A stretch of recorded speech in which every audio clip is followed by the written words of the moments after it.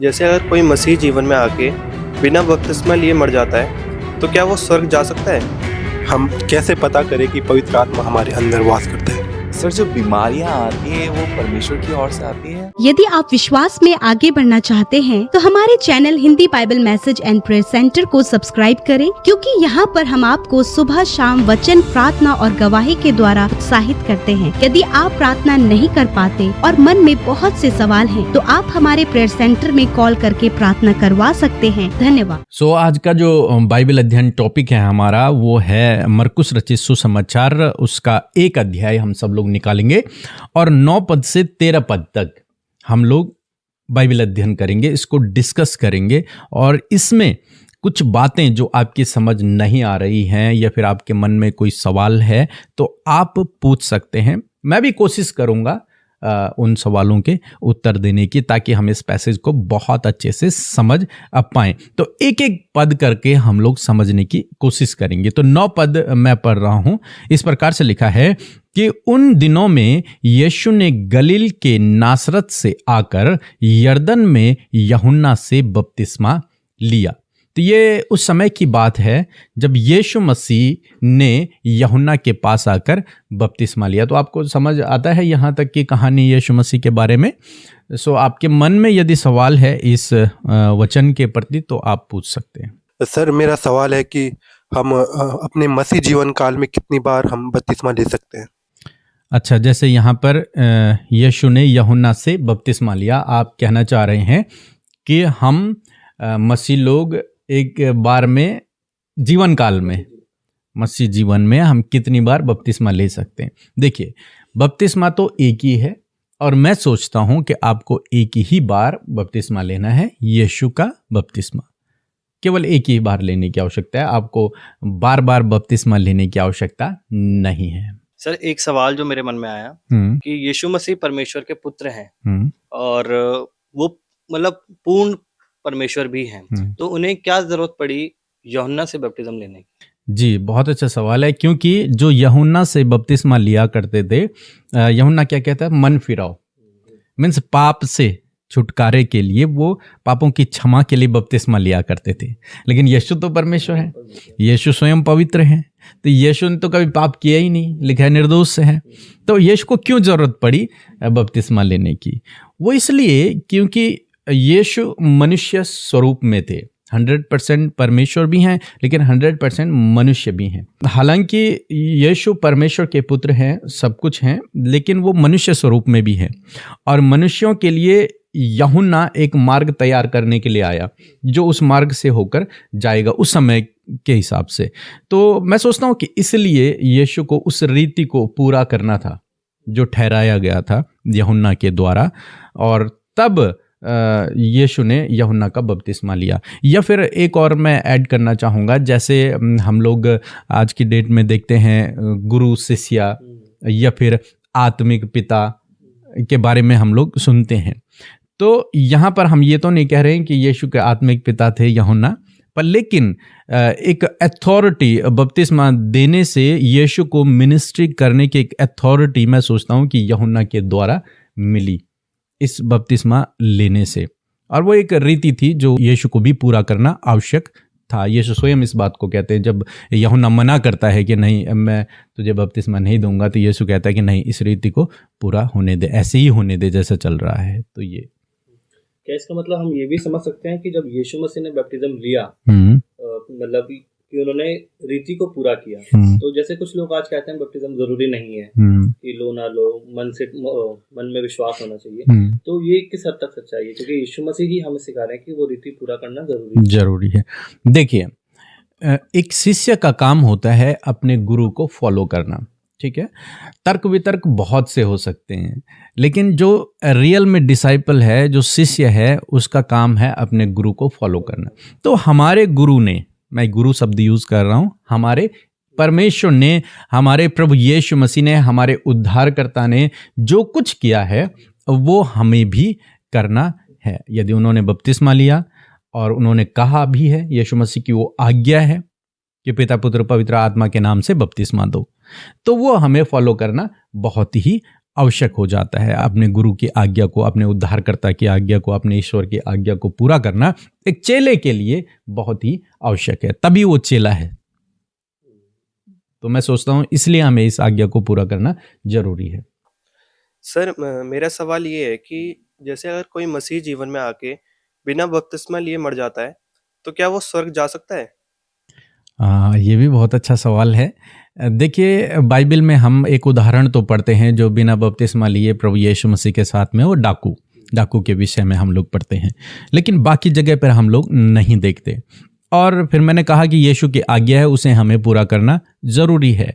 स्वर्ग जाने के लिए प्रभु यीशु मसीह को उद्धारकर्ता के रूप में ग्रहण करना जरूरी है, पापों की क्षमा पाना जरूरी है, और जो बपतिस्मा है वो प्रभु की आज्ञा है हमारे लिए, वो हमें पूरा करना जरूरी है। सर मेरा एक सवाल था, जैसे अभी बहुत से लोग ऑनलाइन के माध्यम से यीशु मसीह को जानते हैं। आपने अभी कहा कि एक आत्मिक गुरु होता है, जैसे यूहन्ना को बताया आपने कि उसने यीशु मसीह को बपतिस्मा दिया, जिस कारण उसका सेवा प्रारंभ हुई। पर ऐसी दूर दराज जगह होती हैं जो यूट्यूब के माध्यम से या किसी अन्य सोशल मीडिया के माध्यम से मसीह को जानते हैं, तो अगर वो किसके हाथ से बपतिस्मा ले? हाँ, ये भी अच्छी बात है, क्योंकि हमारे भी फॉलोअर बहुत सारे ऑनलाइन ही हैं, बहुत सारे लोगों ने ऑनलाइन मसीह को जाना है। देखिए, वो अपने पास कहीं भी किसी प्रभु के द्वारा नियुक्त किए गए सेवक के पास जाकर बपतिस्मा ले सकते हैं।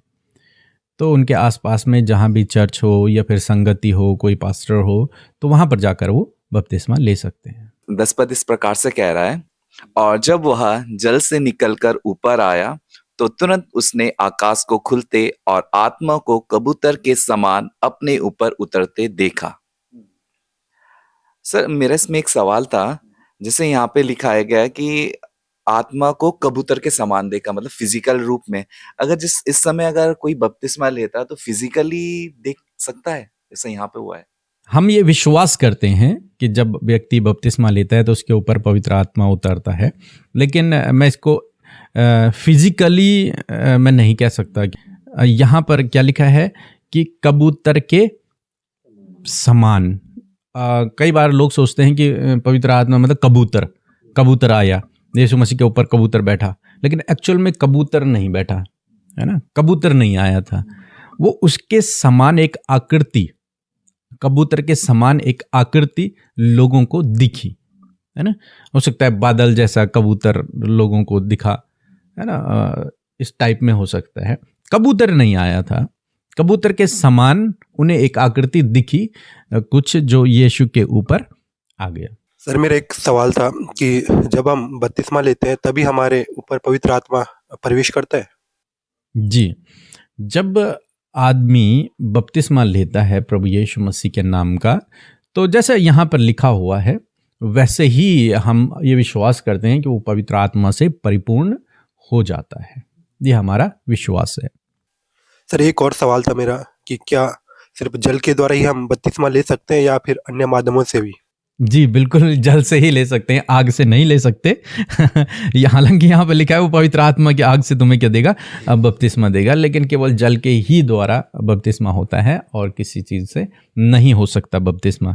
सर एक और सवाल इससे मेरे मन में आया कि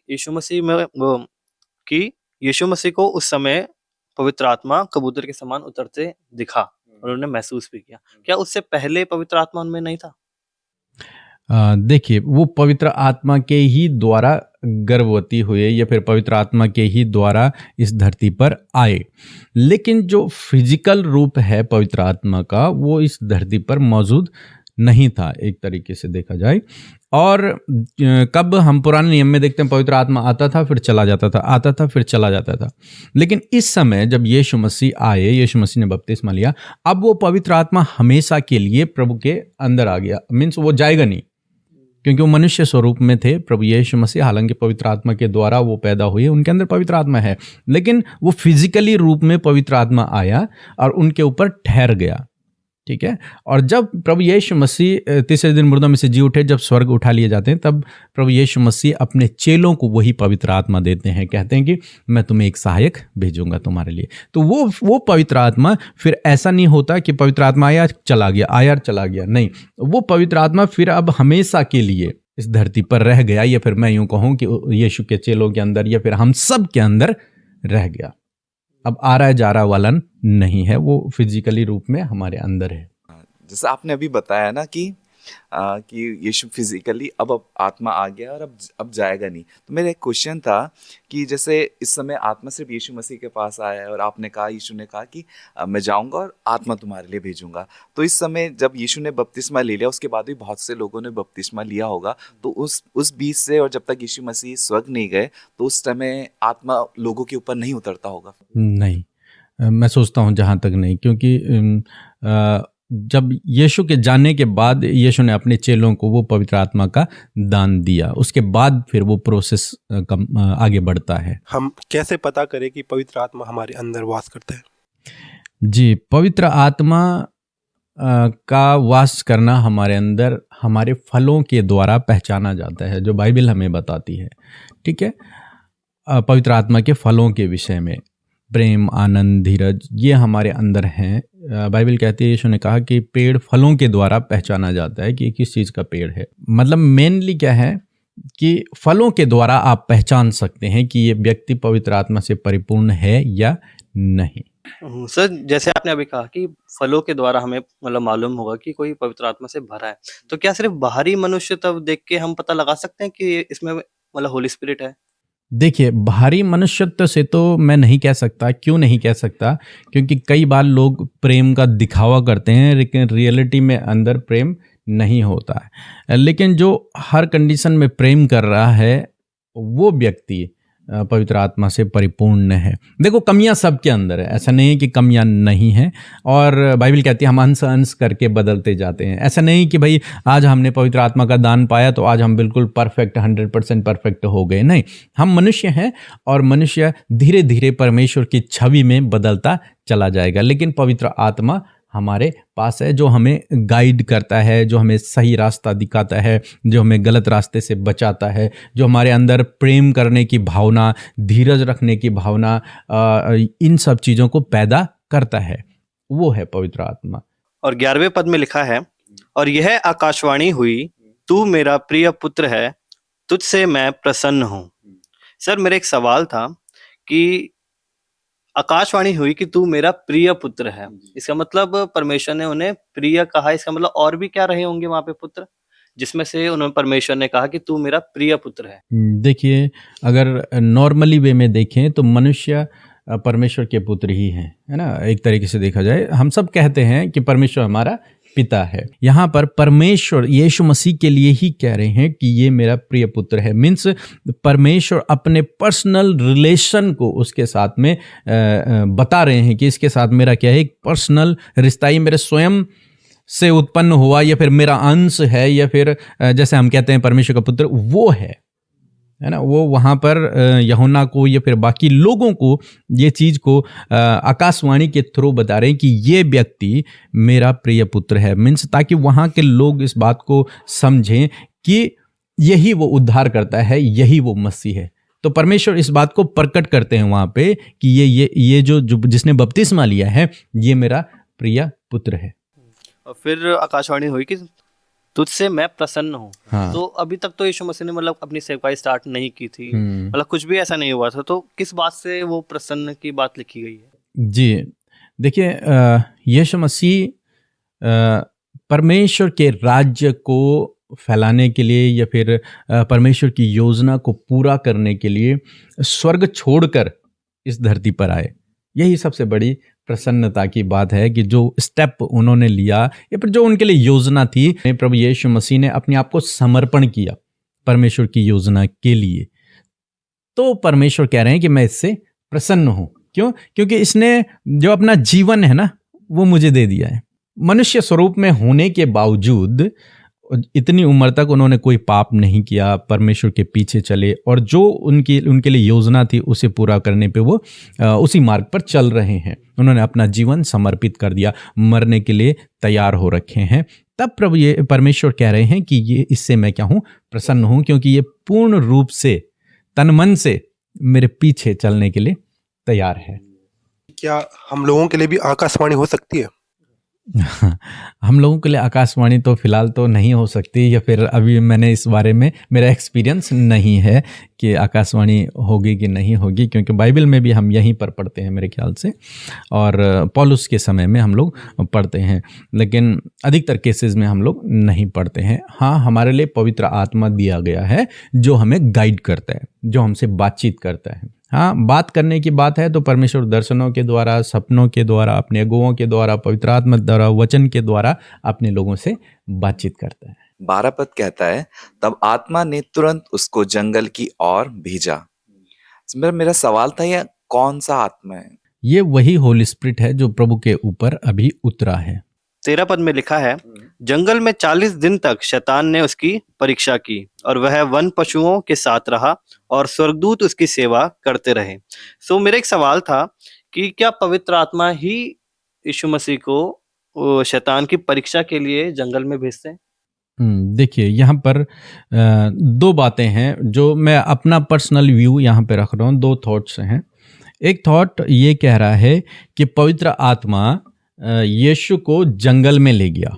अब किस काम के लिए ले गया, और वो मैं एक्सप्लेन करने की कोशिश करूँगा कि यीशु मसीह उसके बाद वहाँ 40 दिन उपवास, प्रार्थना और मेडिटेशन में रहे। मीन्स परमेश्वर के वचन पर अध्ययन करते रहे 40 दिनों तक, जो परमेश्वर उनसे बातचीत करते और जो वचन पे वो मनन कर रहे थे, प्रार्थना कर रहे थे, उपवास कर रहे थे, परमेश्वर के साथ में समय व्यतीत कर रहे थे, या फिर जो मिनिस्ट्री वो आगे करने वाले हैं उसके लिए अपने आप को तैयार कर रहे थे, अपना जीवन समर्पित कर रहे थे, इन सब बातों को वहाँ कर रहे थे। तो मेरा मानना है कि पवित्र आत्मा प्रभु यीशु मसीह को सेपरेट किया समाज से उस समय, ताकि वो एकांत में जाकर जंगल में परमेश्वर के साथ में और अधिक समय को व्यतीत करे, या फिर परमेश्वर की योजना को अपने जीवन में और अधिकाई से बैठाए, या फिर उस मिनिस्ट्री के लिए जो वो करने जा रहे हैं, आगे जो बड़ा काम, उद्धार का जो काम करने जा रहे हैं, उसके लिए वो पूर्ण रूप से अपने आप को, अपने शरीर को भी, क्योंकि शरीर बहुत महत्वपूर्ण था, अपने शरीर को मजबूत कर सकें, बलवंत कर सकें पवित्र आत्मा के द्वारा, या फिर वचनों के द्वारा, उपवास, प्रार्थना के द्वारा। तो एक तो ये कारण है। दूसरी जो बात है, मेरा मानना है कि ताकि पवित्र आत्मा जंगल में लेके गया, ताकि प्रभु यीशु मसीह पहले ही, मिनिस्ट्री के शुरुआत होने से पहले ही उस दुष्ट को हरा दे, उस दुष्ट को हरा कर उसे ये एहसास दिला दे कि उसके दिन अब आ गए हैं, दिन नज़दीक है, वो हार गया है और उद्धारकर्ता ने इस धरती पर जन्म ले लिया है, वो मसीह आ चुका है। वो शैतान भी इस बात को समझ जाए, वो हार जाए पहले ही। और हम देखते हैं कि इस जंगल में ही प्रभु यीशु मसीह ने शैतान को हरा दिया और वो प्रभु यीशु मसीह के सामने से भाग गया। फिर हम नहीं देखते लास्ट तक कि शैतान यीशु के सामने आया, नहीं आया, वहीं पर हार गया, भाग गया। वो समझ गया कि जिस काम को करने आया इसने करना ही करना है। तो ये दो कारण मैं सोचता हूँ हो सकते हैं। सर, मेरा एक और सवाल था कि जैसे पवित्र आत्मा ने यीशु मसीह को एक अलग भेजा फास्टिंग के लिए, 40 डेज फास्टिंग के लिए, ताकि वो वचन पर मनन करें और अकेले रहें और खुदा के साथ अपने संबंध को मजबूत करें। तो क्या आज भी अगर हम ये 40 डेज फास्टिंग करना चाहें तो हमें भी अलग जाना पड़ेगा, अकेले स्थान में जाना पड़ेगा? देखिए, उपवास का मतलब ही यही होता है, मैंने काफ़ी बार वीडियोस में समझाया है कि एकांत में रहकर परमेश्वर के साथ में समय को व्यतीत करना, यही उपवास का मतलब है। मैंने कहा था कि उपवास भूख हड़ताल नहीं है कि हम भूखा रहें और कुछ भी काम करें, कहीं भी जाएं, ये उपवास नहीं है। उपवास क्या है कि नज़दीकी में, परमेश्वर की नज़दीकी में समय को व्यतीत करना। तो वो आप चाहे अपने घर में करें, चाहे आप कहीं चर्च में जाकर करें, चाहे आप कहीं अलग जंगल में जाकर यीशु मसीह की तरह एकांत में बैठकर आप करें, लेकिन उपवास का मतलब यह है कि आपको प्रभु के साथ में समय को व्यतीत करना है। क्या परमेश्वर और शैतान दोनों के पास परीक्षा लेने का अधिकार है? देखिए, परीक्षा लेना, दो प्रकार से परीक्षाएं होती हैं। एक परीक्षा शैतान करता है, तो वो ऐसी परीक्षा करता है कि परीक्षा करता नहीं, परीक्षा में गिराता है, ठीक है, ताकि मनुष्य जो परमेश्वर के पीछे चल रहा है वो न चल पाए, वो गिर जाए, वो पाप में गिरे। वो ये परीक्षा करता है कि मनुष्य पाप में गिरे, ये उसकी परीक्षा है। वो पाप में गिराना चाहता है, ठीक है। दूसरी तरफ परमेश्वर की जो परीक्षा है वो हमें विश्वास में आगे बढ़ाती है, वो हमें विश्वास में मजबूत करती है। वो सामर्थ्य से बाहर नहीं होती, वो पाप में गिराने वाली परीक्षा नहीं होती। मीन्स यदि आप पाप में गिर गए तो आप ये नहीं कह सकते परमेश्वर मेरी परीक्षा कर रहा है।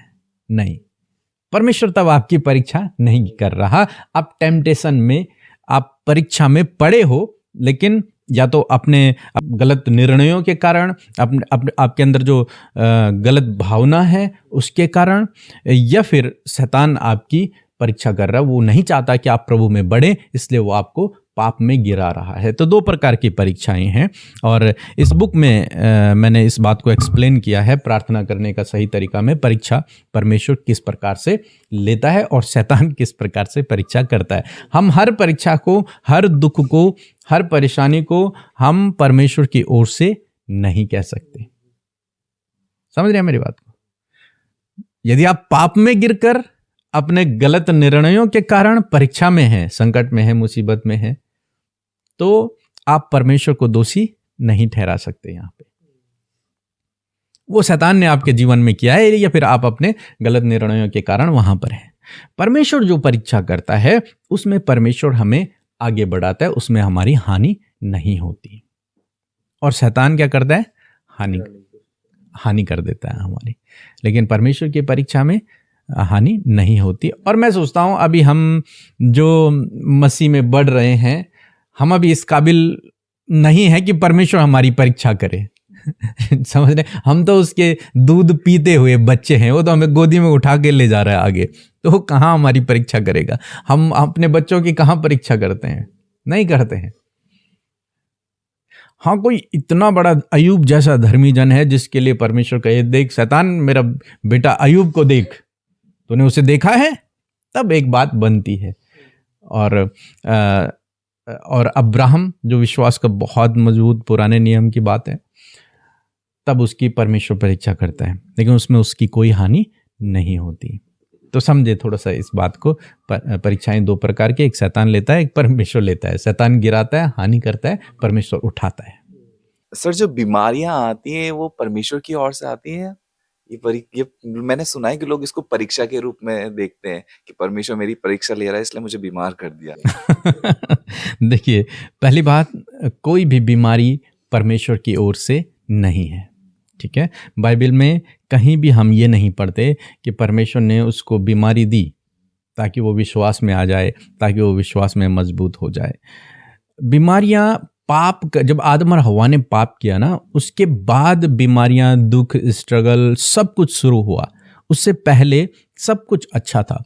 मीन्स बीमारियों को बनाने वाला परमेश्वर नहीं है, और पाप के कारण इस दुनिया में फैली हैं बीमारियां। ठीक है, आज के डेट में अगर हम देखें तो हमारे जो भोजन पदार्थ हैं उनमें इतना केमिकल, उनमें इतने मतलब अलग अलग प्रकार की चीज़ें आ गई हैं जिसको खाने से जो है हमारे अंदर, लोगों के अंदर बहुत सारी बीमारियां पैदा हो जाती हैं। लेकिन हम ये ना कहें, ये कहना गलत होगा कि परमेश्वर ने मुझे ये बीमारी दी है। परमेश्वर ने तो चंगाई का हॉस्पिटल खोला हुआ है। समझ रहे हैं आप? चंगाई का क्या है? हॉस्पिटल खोला हुआ है। आओ मेरे पास आओ, मैं तुम्हें चंगा करूंगा। वो तो ठीक करता है, बीमार नहीं करता। हाँ, पुराने नियम में हम लोग देख सकते हैं कि परमेश्वर किसी को कर्ज कर रहे हैं, किसी को दंड दे रहे हैं, तब उस पर बीमारियां आ गई, वो एक अलग चैप्टर हो जाता है। लेकिन आज ऐसा नहीं है, क्योंकि परमेश्वर आज क्या है? अनुग्रह, दया है और प्रेम है परमेश्वर का। नए नियम में हम लोग जी रहे हैं। तो ये बात कहना गलत होगा कि परमेश्वर इस बीमारी के द्वारा मेरी परीक्षा कर रहा है।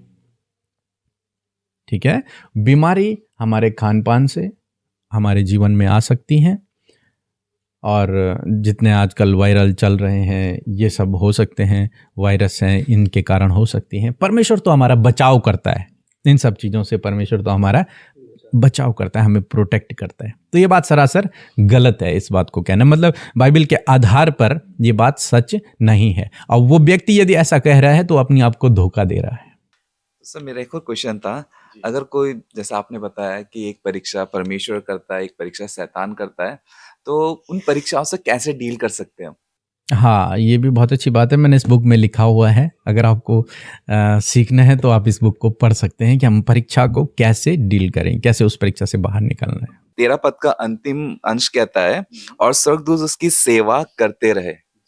तो क्या हर बपतिस्मा पाए हुए व्यक्ति के लिए एक स्वर्गदूत नियुक्त है जो उसकी सेवा टहल करता हो?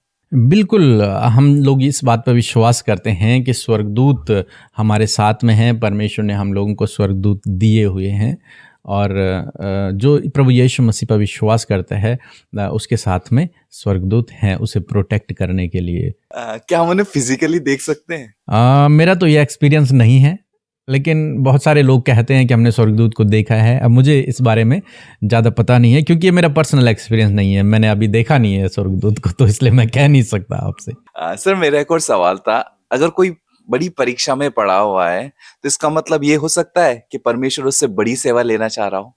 देखिए, मैंने बताया परीक्षा 2 प्रकार की है। यदि वो अपने गलत कामों के कारण परीक्षा में पड़ा हुआ है, हाँ, परमेश्वर उसे बाहर निकालेगा, और हमारा विश्वास है कि परमेश्वर उसे इस्तेमाल भी करेगा। लेकिन वो ये नहीं कह सकता कि इसका मतलब परमेश्वर मेरे द्वारा बहुत बड़ा काम करने वाला है। अगर कोई व्यभिचार में पड़ा है, वो कह रहा है परमेश्वर मेरी परीक्षा कर रहा है, तो ये तो सरासर गलत है ना। तो ऐसा नहीं हो सकता। ये दुष्ट उसकी परीक्षा कर रहा है ताकि वो आगे न बढ़े, ताकि वो परमेश्वर में आगे न बढ़ पाए। और यदि वो उस परीक्षा से बाहर निकल जाए तो हमारा विश्वास है वो आगे बढ़ेगा। लेकिन हम इसे एक संकेत नहीं कह सकते, एक चिन्ह नहीं कह सकते। सर, एक सवाल और था मेरा कि जैसे हमने यह अध्याय पढ़ा अभी, तो हमने एक पैटर्न को देखा कि यीशु मसीह ने बैप्टिज्म लिया, फिर होली स्पिरिट उन पर उतरा, और फिर आत्मा के द्वारा वो जंगल में भेजे गए और उनकी वहां पे परीक्षा हुई। तो क्या एक मसीह जीवन में भी ये आज होता है कि हम पहले विश्वास में आते हैं और बैप्टिज्म लेने के बाद जब हमने होली स्पिरिट पाया, तो क्या हमें परीक्षा में पढ़ना तय है, या फिर ये तब की बात है जब हमारे द्वारा कोई बड़ी मिनिस्ट्री होने वाली हो या बड़ा कार्य होने वाला हो, तभी शैतान हमारी परीक्षा करेगा? देखिए, यहाँ पर यीशु मसीह के जीवन में ऐसा हुआ, लेकिन जरूरी नहीं है कि ये सबके जीवन में हो, ठीक है।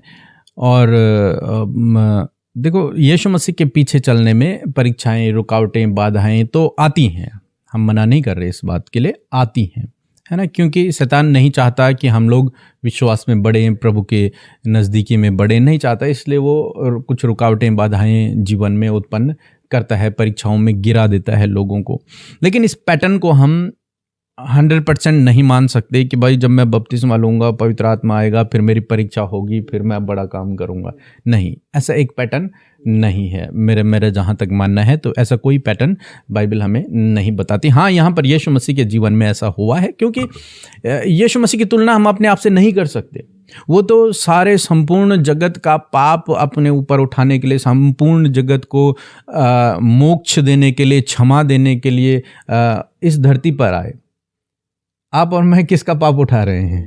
किसी का भी नहीं, वो उठा चुका है। मैं नहीं सोचता कि ये पैटर्न हमारे या फिर किसी नॉर्मल विश्वासी के जीवन में कार्य करता है या फिर ऐसा होता है। मैं नहीं सोचता, शायद ऐसा नहीं हो। सो मैं आशा करता हूँ कि आप लोगों को समझ आया होगा और बहुत अच्छा आप लोगों को लगा होगा। इसमें बहुत सी बातें मैंने भी सीखी हैं, आप लोगों को सीखने को मिली है। सो थैंक यू आप सब लोगों के लिए। और नेक्स्ट वेडनेसडे को हम फिर से बैठेंगे और फिर से इसी प्रकार से हम इससे आगे का अध्ययन करने की कोशिश करेंगे। So thank you.